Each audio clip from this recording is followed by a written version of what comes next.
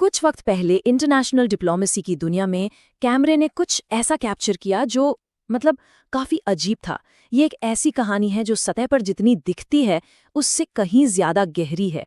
चलिए इस डिप्लोमेटिक पहेली की परतों को खोलते हैं। सोचिए, एक खाली कुर्सी, एक मीटिंग जिसे किसी ने बीच में ही क्रैश कर दिया, और इन सब के पीछे छिपा एक बहुत बड़ा जियोपॉलिटिकल मैसेज। ये तीन चीजें मिलकर एक ऐसी कहानी बनाती हैं जो पावर, रिस्पेक्ट और ग्लोबल स्टेज पर अपनी जगह बनाने के स्ट्रगल को दिखाती है। अच्छा, तो ये पूरा मामला समझने के लिए इसे 3 एक्ट में देखते हैं। पहला, 40 मिनट का एक लंबा इंतजार। दूसरा, सिर्फ 1 मिनट का एक अजीब सा गेट क्रैश। और तीसरा, बस 10 मिनट में मीटिंग से तेजी से बाहर निकल जाना।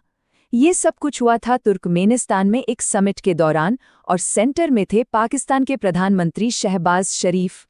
तो सवाल उठता है, भाई ये सब हुआ कहाँ और क्यों? इस अजीब सी घटना को समझने के लिए हमें पहले ये जानना होगा कि ये सारे बड़े नेता आखिर एक जगह इकट्ठा हुए ही क्यों थे।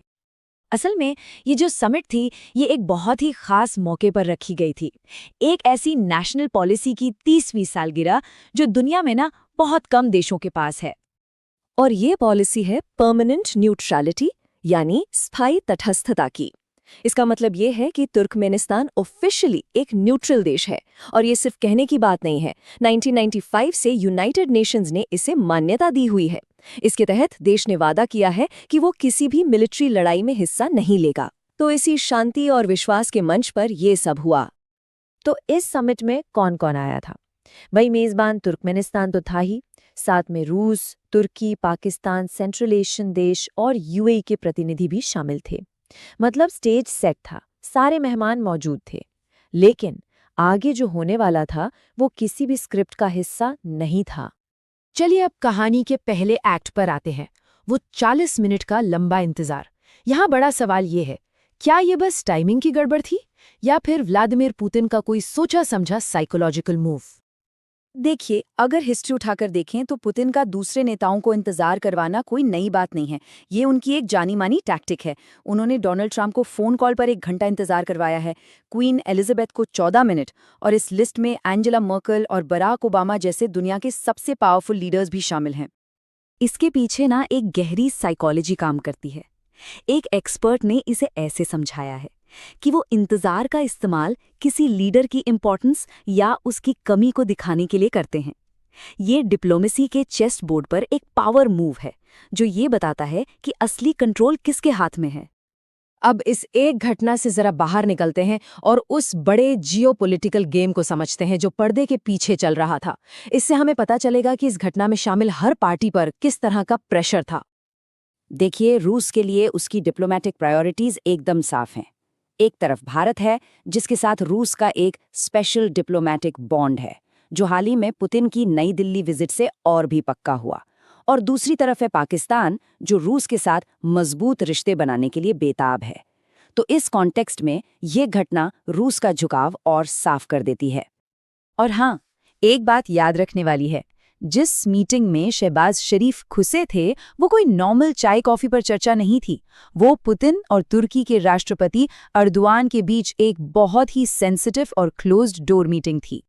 वहां बात हो रही थी तुर्की के S-400 मिसाइल सिस्टम पर।